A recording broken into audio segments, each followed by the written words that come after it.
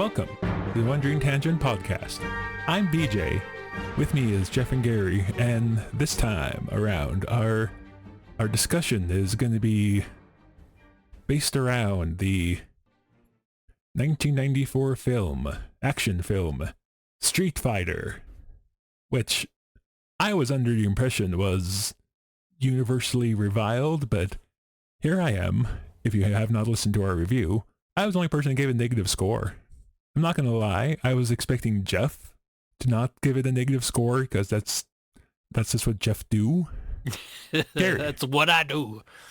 I don't know what the term I have, I don't know how I feel about you not giving it a negative score. It's like, I get that, yes, you watched it with your son, and that changes the point of view a bit, but on the other hand, it's Street Fighter, the movie, and you gave it a positive score.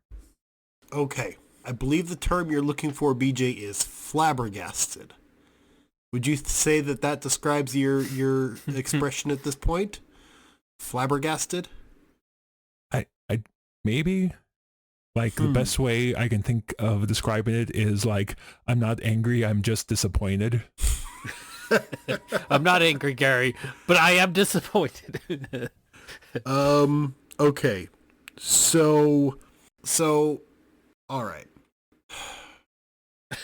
Looking at movies these days, I have to look at them. I've started to look at movies in a little bit more of an objective term, right? I'm not going to say I'm not ever going to say that this is a great movie, because it's not. That's why it's got a relatively low on the like score, right? It's not well beloved by me, but I did like it more than I hated it. Partially that's being elevated by watching it with my son, who very much enjoyed it. He did have some words to say about how, and there is pure lore for the characters. At least as there's canon lore for the characters in the video games. And this movie does not follow that lore at all, right? So, or my son took umbrage at that. And so, all right. How to explain the fact that I liked it, though. So, looking at it from an objective point of view, there was the performance of Raul Julia that you mentioned. Some of the other performances got a chuckle out of me.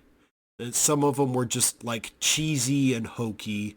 I'm guessing you're thinking that, what was his name? Jean-Claude Van Damme was just kind of phoning it in, right? At least for the acting purposes. Like action sequences, he definitely did the action sequences, but he could do that pretty much in his sleep. The one and only thing that made me draw the remotest amount of joy out of Jean-Claude Van Damme's performance is that about 3/4 the way through the movie, I was sitting there watching it, I just stopped and thought to myself, has he blinked once this entire time? Probably not. I sat there watching the movie for another 5 minutes, and inside that, he does blink at least once, because once I noticed that, I stopped and started paying attention. I was like, he blinked!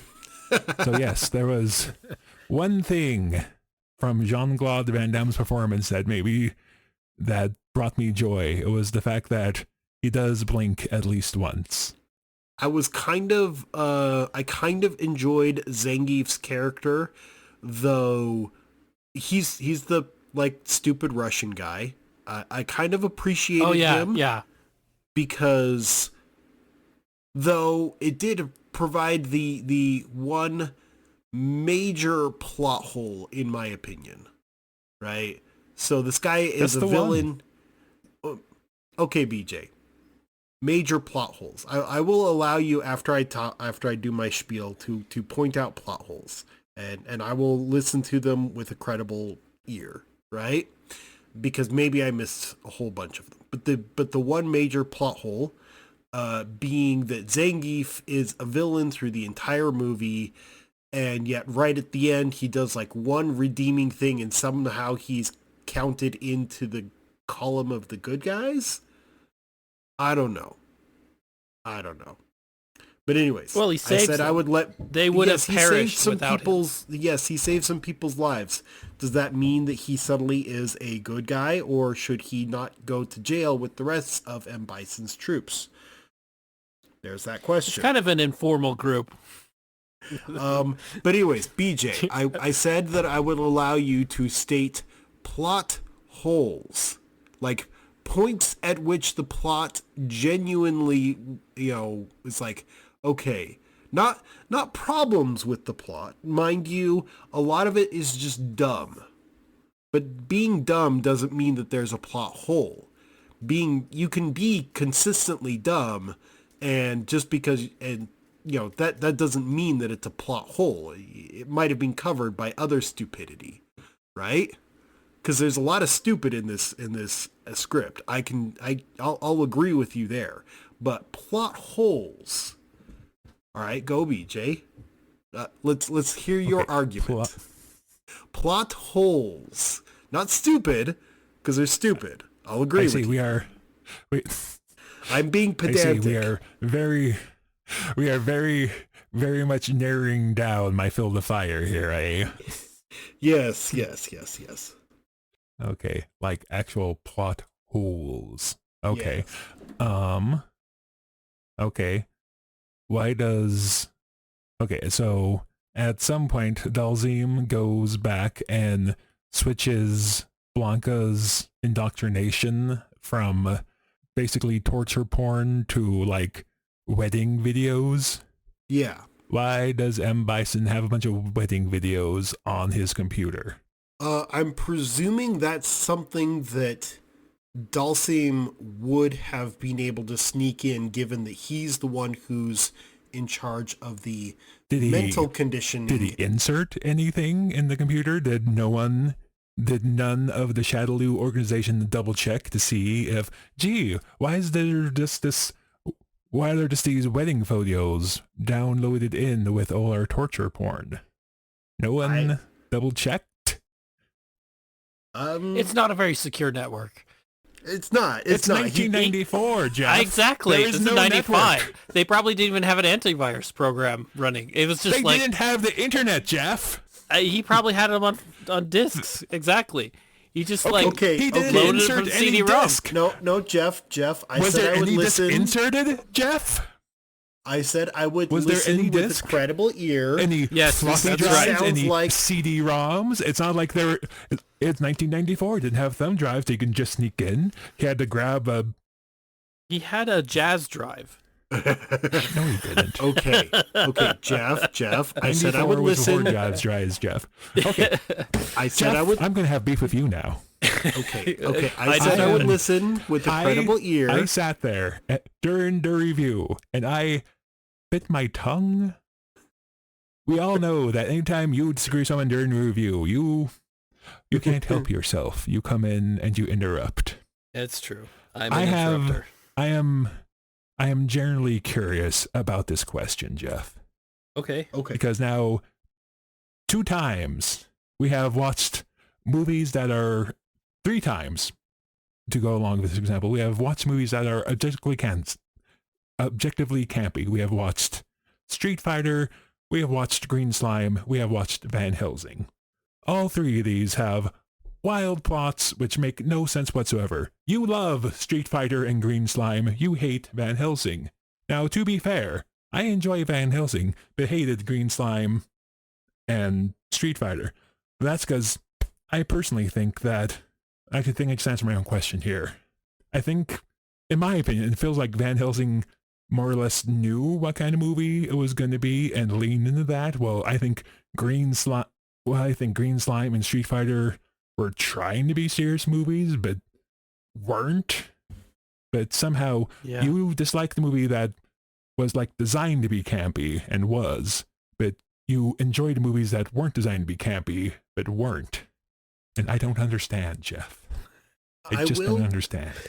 BJ, I will bring up an argument against this idea that you have that Street Fighter would think more of itself than it actually is.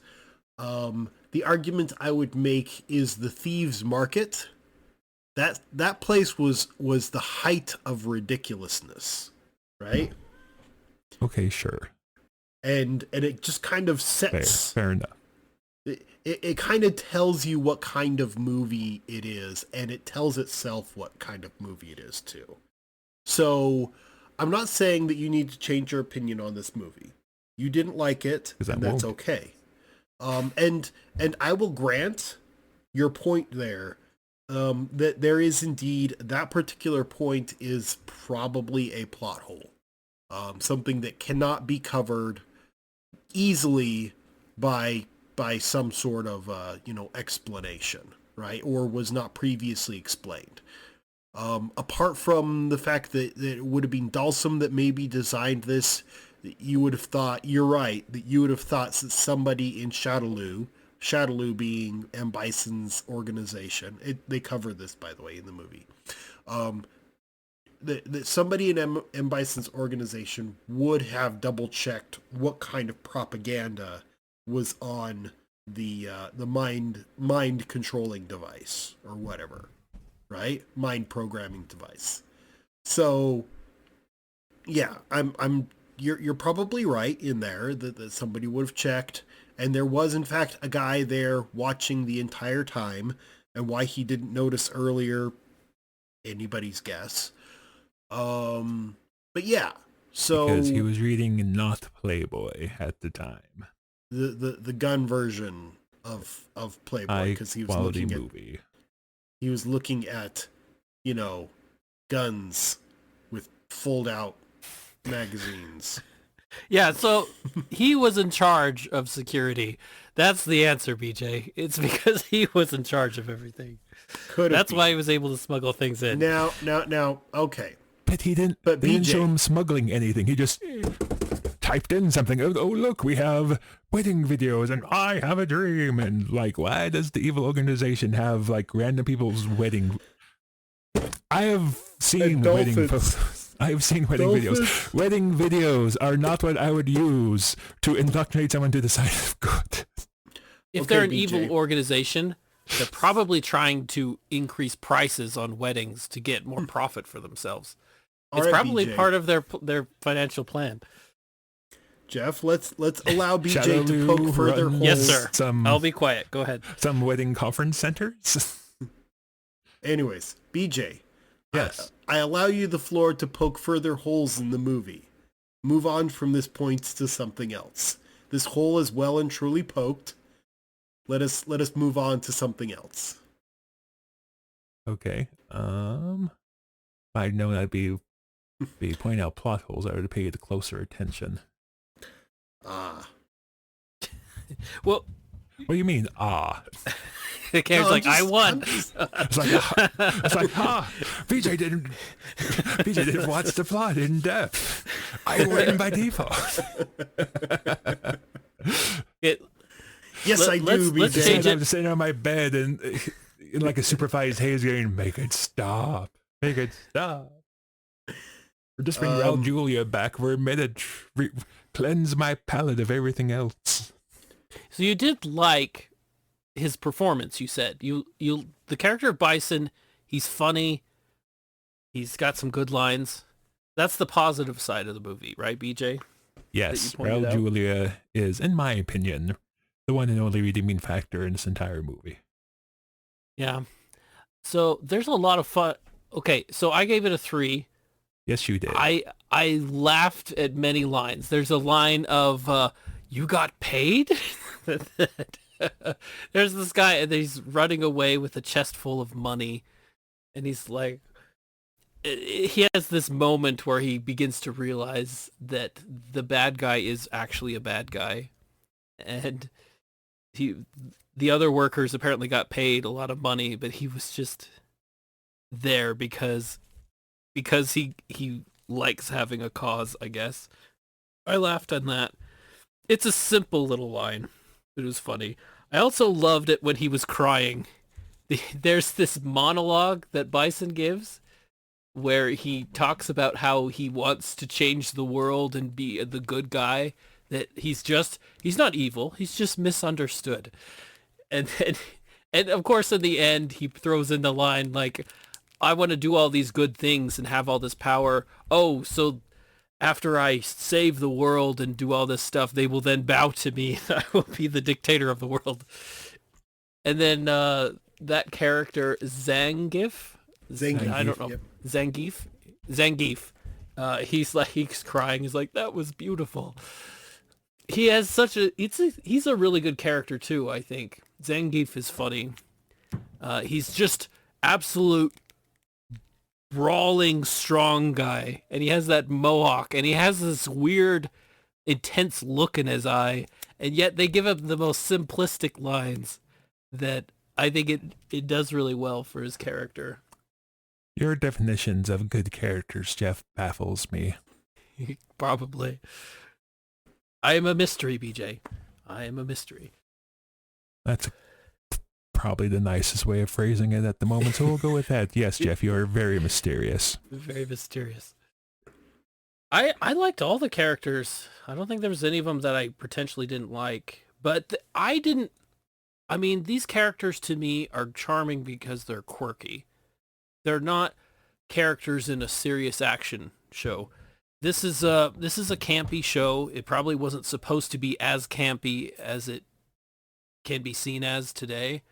But to me, it's like a worldwide wrestling federation type thing that's been turned into a movie for 10-year-olds. It's fun. I thought it was funny that their big attack plan was to get in boats and go upriver. It's like there's no air power or anything. It's like, we're going to get them, and our plan is to use boats. Well, that's because, according to the plot, attacking by air was impossible. They never said why attacking by air was impossible, only that it was. Yep. Presumably there would have been... That's part of the campiness. Okay. You got this. You got this, BJ. That's... I'm guessing there might have been some sort of air defense in the area. And remember, BJ, this is the AN, Allied Nations. Totally not, United Nations. Not UN. Not UN. But the United Nations doesn't really have a lot of air force of its own, right? It would have to pull from the nations that, would contribute to it. US. Yeah. Like France, US, anybody. Sorry. I think I caught Jeff's cough there for a minute. Well, any of the nations that would contribute a air power to this particular enterprise. Doubt it, though. Kind of super hyper doubt it that they would contribute air power to stop somebody in a third world nation, a drug lord in a third world nation. But, Okay, and there's that. But they did have a helicopter, I think. I want to say the video game had these characters in it. Weren't there like battles in the game where you see AN type soldiers in the background?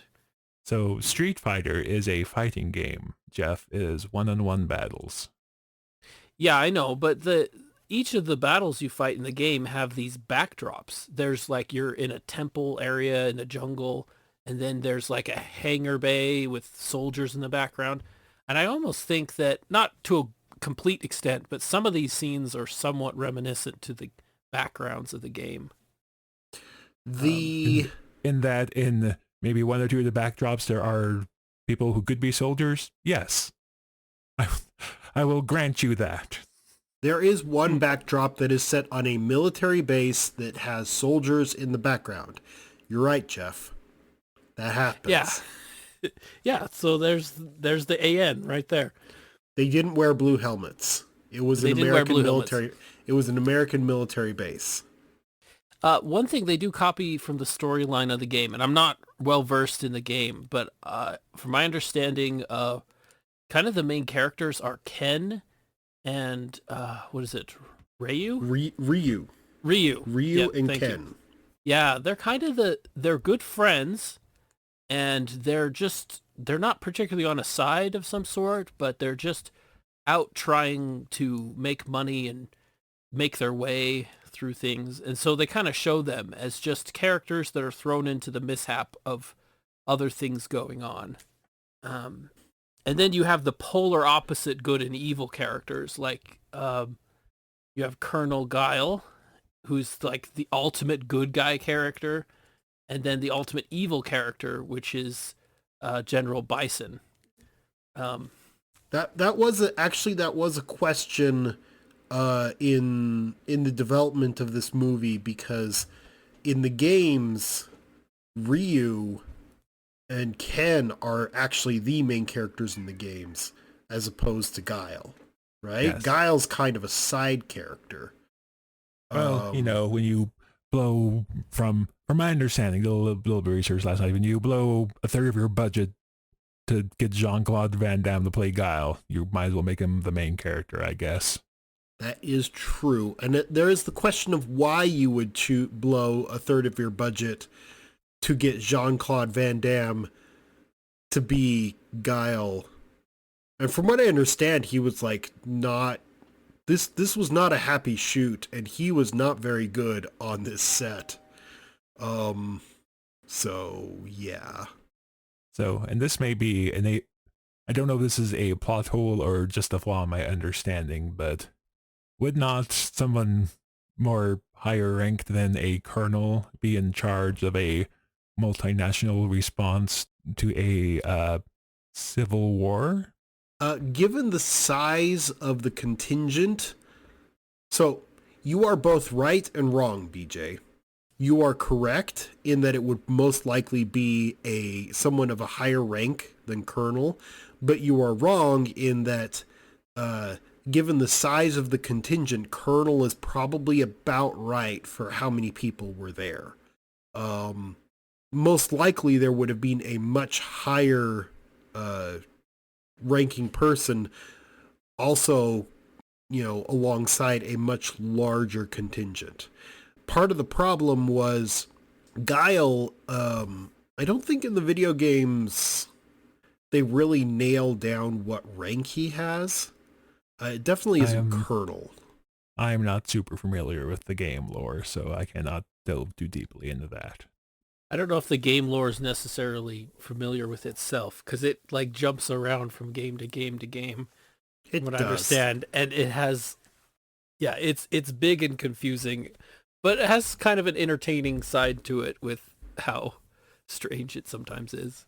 But I mean, in this, go ahead. I will say for at least one thing, I know that like E Honda is Japanese, and I think Not this movie is Hawaiian. Yeah, and Balrog is somebody who's almost through every game that he's ever in has always been a solid ally of M. Bison and Shadowloo, as opposed to DJ, who's always or most consistently been against M. Bison, which is kind of interesting how they swapped those two characters around. Wait, DJ's a character in the game? Yes. Wow. Yes. I was not expecting that, because I thought he was the character they threw in. No, But basically, yeah. I think the only named character that gets any amount of like speaking lines that isn't a character from the game is like the one, I think he's supposed to be like Japanese or Korean colonel in the AN forces. Pretty much Okay. everyone else who has speaking lines is more or less a character from the Sawada? games. Yeah. Oh, okay. Captain Sawada. Sawada, That and yeah. the United Nations representative, or the Allied Wow. Nations representative. legally distinct from the UN, the AN. Yes.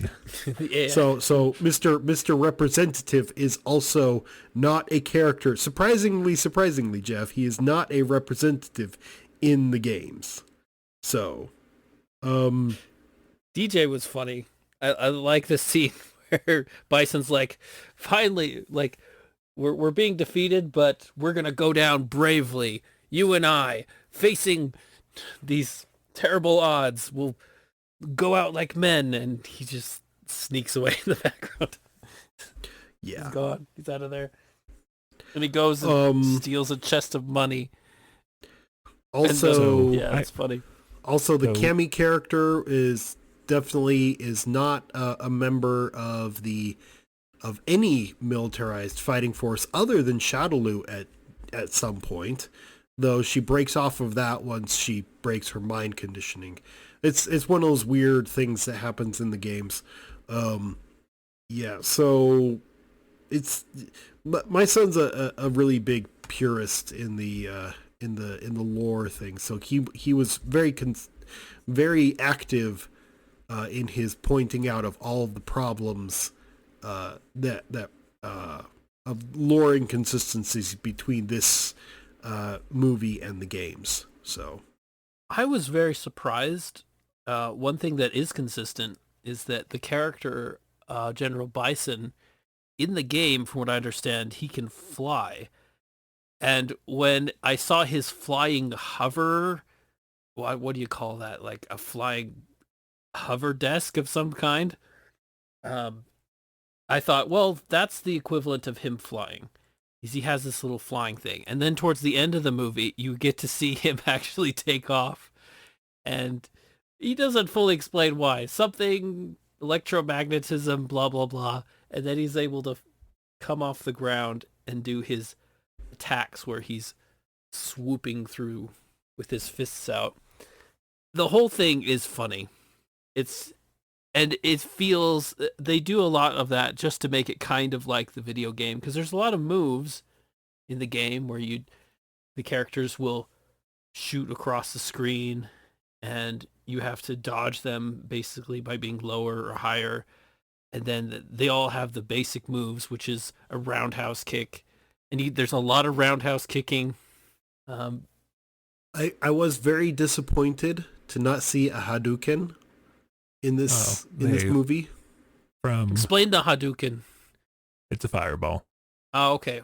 Nobody shoots fireballs out of their hands. Yeah, more or less a thing from what I read, and I say that like I did a lot of research. I read like the Wikipedia article, but at some point they decided they're going to remove the supernatural elements from the movie, more or less, except for M. Bison's flying and stuff like, oh, it's electromagnets. Yeah. So no one throws fireballs or any kind of projectiles from their fists or fly headfirst across the screen, except for M. Bison and his flying shoes. But anyway, yes. I think I may have identified the difference between me and Jeff on this. Okay. Jeff saw the performances and said, "Oh, that's quirky." I saw the performances and said, "They are wooden."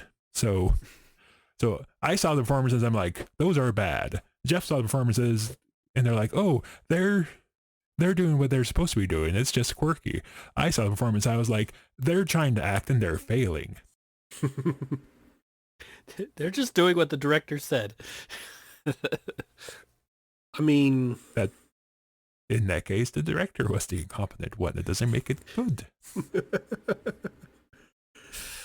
Maybe the director. I will most grant you the one with the Kylie Minogue's. I guess she's a talented singer. She was not a very talented actress in this movie. She's the British girl, right? Yes. It's in the AN? Yes. Okay. And is she the girl from the game that has that kick that goes all over the place that's almost impossible to beat? No, that would be Chun-Li. Chun-Li. That's Chun-Li that does that. The one character with the kick. Yeah, with the kick. I just know because anytime in the game where that kick came in, it's like, how do you defeat that? It's like... apparently... So that one you can, if you know how to block in the game, and the only reason I mentioned this you can is because block a legendary situation happened at one point during a game tournament. If you can block it, right, but you will take a little bit of damage as you block it. Apparently, there was a guy with like one like hair left of life. And apparently in that version of Street Fighter, you could also parry, but each parry had to be like frame perfect. And Chun-Li unleashed like a 1,000 kick or something like that, which was actually more like 30 individual strikes. And apparently this legend blocked, or not blocked, parried every one, which meant he took 0 damage, which means he was still alive at the end of it. And then he ended up winning that round. He ended up losing the tournament, but he won that round. And everybody, whoever talks about that, it's real interesting. I've watched it a few times, and then some like mini documentaries on it. It's really impressive to see. You're right though, Jeff. There is a lot of kicks, and it is very difficult to deal with. But apparently, high level people can deal just fine with it. Mm-hmm. Yeah, I've seen people win just with that move over and over again. But it's good to see that there are some counters to it. So backtracking a little bit here. So Kylie Minogue, however you say her last name, yes. She was casted because, to quote Wikipedia, Kylie Minogue was cast as Cammy as a result of the Australian Actors Guild wanting D'Souza, the director, to hire an Australian actor. By the time he received the request, Cammy was the only part not yet cast. D'Souza first learned of Minogue from her cover photo on, quote, World's 30 Most Beautiful People, end quote, edition of Who magazine. So she was literally hired because she was pretty.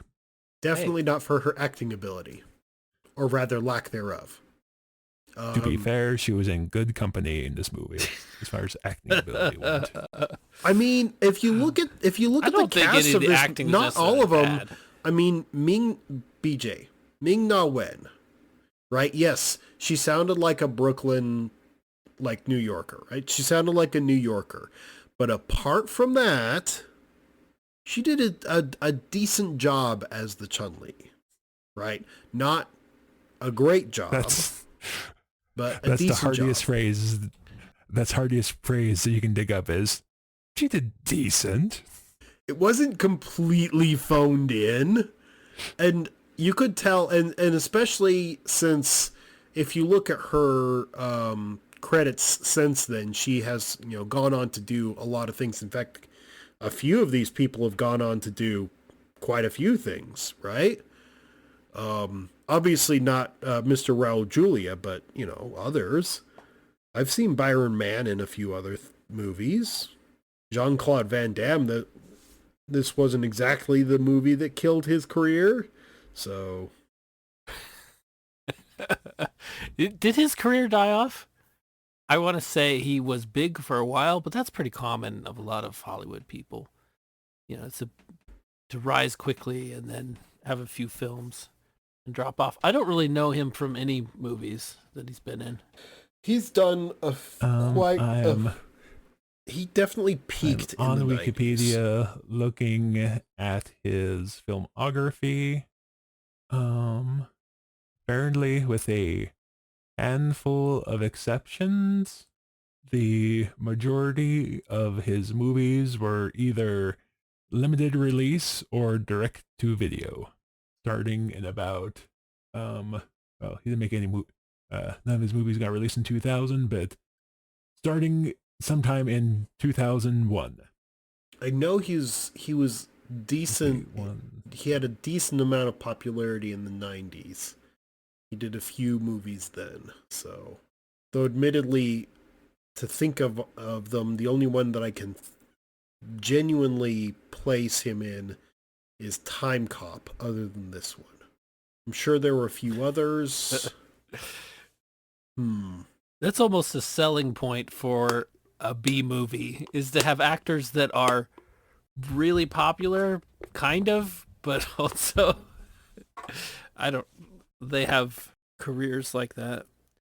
So I thought he did well in the movie. I don't know. I don't see things like you guys see them. Yeah, I think everyone did pretty well. But it depends on the level. I'm like, do you give them an Oscar for their performance, or did they play a character that a 10-year-old would be entertained by? This is not a movie for adults. It's not. It's PG-13, Jeff. I know. Original That's cut the was controversy. They had to trim it down to PG-13. Yeah, there's probably there's a couple of scenes that push it towards that, but the violence isn't really all that violent. I guess there are some grenades and shootouts and stuff, but a lot of it, most of the movie's pretty tame. Okay, I lied. There's one other thing that made me laugh about this movie outside Raul Julia. At the very beginning of the movie, at least version I watched on Amazon, they show the thing that says that this movie is PG-13 for blah blah blah, and the reason why it was PG-13 was for something and non-stop martial arts action. I'm like, did the studio get to say why I was rated this? Probably. Tell him. What censor walked up and said, "Oh yes, I'm going to rate this PG-13 for non-stop martial arts action"? I'm like, someone from the studio got to write that, or someone got bribed. Because when does the marketing team and what's the division between the marketing team and the people doing the ratings? Like, they are two different people, right? You get the sense they're all working together. So, yeah, okay. I'll agree with Jeff. This is not a great movie, but still. Jeff gave it a 3. Well, I also agree with you that it's not a great scale movie. of -5 to 5. It depends. His this comes movie down. Remember, do I need to go on BJ, this rant again? I only gave it a 1.5. What Jeff rated movies? It depends on what we define as the word great. It's not that we're defining the word great in different ways. It's very subjective. Like many BJ. things, it's subjective. Yep, art is subjective. Entertainment is subjective. Perception is subjective. Jeff's subjectivity is highly suspect in my opinion. We'll just go with that. Suspicion is subjective. If you want to know how I really feel about it, you can go back and watch the very beginning of our Green Slime episode, which Jeff gave the same score to, by the way. So more or less my opinion stands of what I said then, so I will not repeat myself. Did you like the Godzilla scene? I thought it was terribly hokey. Yeah. It's like, oh yes, there's 2 big guys fighting, and here's some Japanese soldiers from the AN, and oh, let's have them type in, and oh look, we got some tactical information here, and whoops, it's just Zangief and E Honda fighting, and they dub in Godzilla sound effects over it because that's funny. Ha ha. Yeah, Jeff, it's a Godzilla admit, joke. Writer. Unlike BJ, I did chuckle about it too. So there you go, BJ. You have to be a little childish. That's all it is. Yes. You have to be at the same level that this movie is at in order to truly enjoy it. So again, maybe that's my downfall here, because Jeff came in relatively blind. Gary came in and he had a child's opinion to help sway his opinion in a more positive light. I knew what I was getting into, so I was not looking forward to it. I was thinking to myself, I almost had as hard as time cutting time out of my day to watch this as I did Cabaret, because Cabaret I assumed I was going to like, but there was that non-zero chance it would surprise me. I knew from personal experience I was not going to like this movie, because I did not like it last time I saw it. And that was way back when I was closer to Jeff's target demographic here. So maybe I went in sour, but this movie did not unsour me towards it. But it has a... basically exactly what I was expecting it to be as someone who had seen it before. But isn't it impressive that they had a stealth boat? No. And the stealth boat was such a good stealth boat that when you look at it from a camera, all you can see are the waves from... Because Bison was looking at it, and you don't see a boat because it's a stealth boat. It's invisible. But then you can see the waves that it's creating as it goes through the water. Wasn't there some like dumb TV show starring Hulk Hogan, like Thunder in Paradise, that was basically that same premise? Maybe. I don't know. They've done so many TV shows. I don't know if it had Hulk Hogan in it, but... That's a fascinating question, BJ. Hulk Hogan had a TV show. You're saying, right? This is like an 80s thing? It sounds familiar, but I'm not placing it. 90s or something. It was like called like Thunder in Paradise or something like that. Might not have been Hulk Hogan. Might have been someone else. Yeah, that sounds familiar. Hulk Hogan, a show, and his boat is like the big thing. He has a really great boat that's like high tech and has a jet boat. Like Hulk Hogan having a show isn't terribly surprising because he was very popular before everyone realized he was crazy. But okay. No, you're right, BJ. I don't know about... Yeah, no, you're right. There is a Hulk Hogan TV show, Thunder in Paradise, largely featuring a boat. To be right about. Of all the things I could have been right about, it had to be that.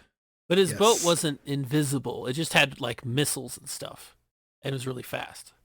Or was it? Did it have stealth capability? I don't know. Maybe that should be the next thing we should watch. BJ's memory, though. No. Yeah, probably. No. Thunder in Paradise. No. Anyways. We have to say no at some point. Yes. It has to end. The madness must stop. So... I'm just very depressed because I know what we're watching next. I'm not looking forward Hulk to that Hogan's either. character name was Hurricane. Hurricane Spencer. Yeah. Okay. No, that's a good show to watch right there. I'm gonna call it there. I'm gonna say that I don't really have anything else to contribute to this conversation. I think we've talked about as much as we can about this movie, and to save BJ from having his head explode, we should probably move on from this particular conversation, or whatever.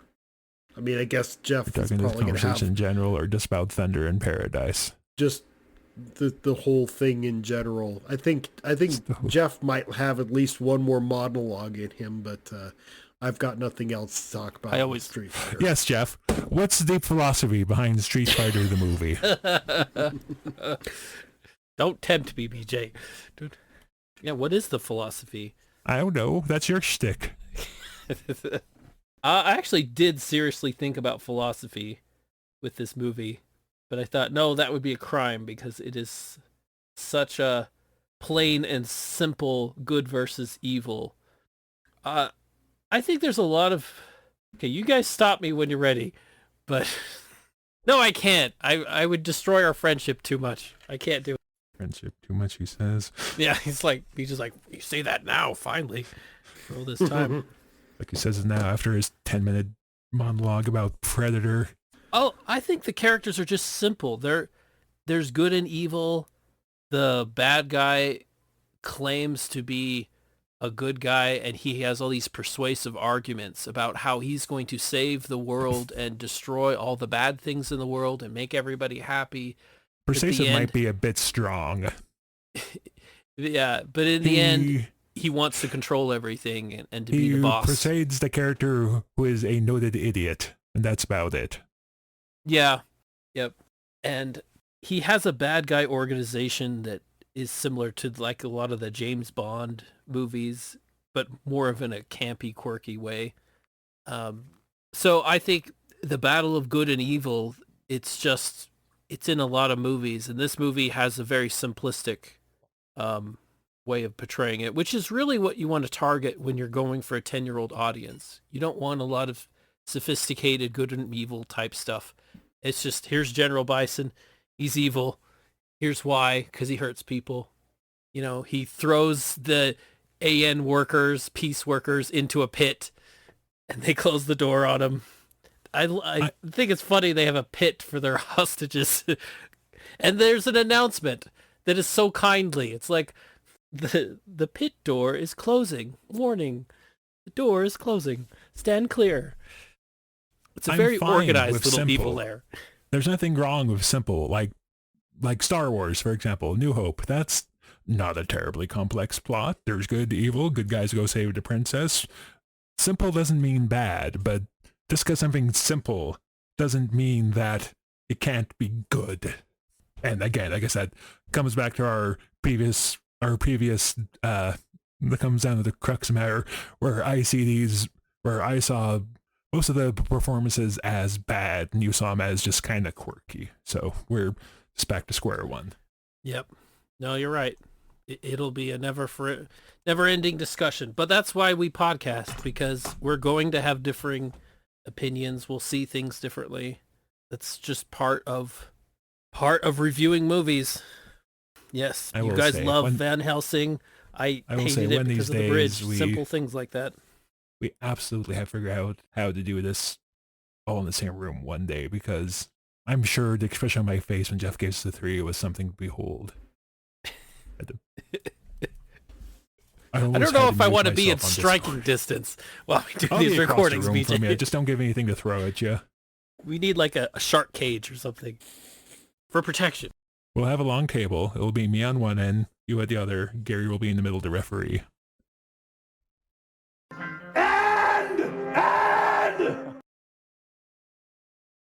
Okay. Everyone was so in love with that idea. There was like 10 seconds of silence afterwards. I'm just letting you two go at it because I already said that I'm ending, so.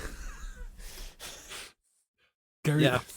Once more, Gary's like, what part of done do you nerds not understand? Exactly. I gave you the perfect out, BJ. You could have been done with it. But no. Yep, the part we don't understand is being done. There's still so much anger in my heart. There's so much anger. You got to learn the lesson of Ahab, BJ. I've not read Moby Dick. In the end, the whale, and in the end, it just his. From hell's heart. Exactly. See, I made my point. It's Wrath of Khan, Jeff. You should know this. Yeah. Out of all of us here, you should know this. That's right.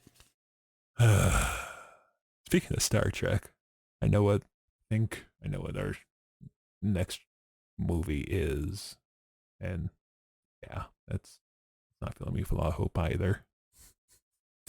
I'm BJ. With me is Jeff and Gary. Join us next week for something I am obviously very excited for. Jeff's going to be super excited for it if he once he remembers what it is. I assume he doesn't remember. Yep. I'm rejoicing on the inside. I feel bad for you guys, though. You'll have to endure through it.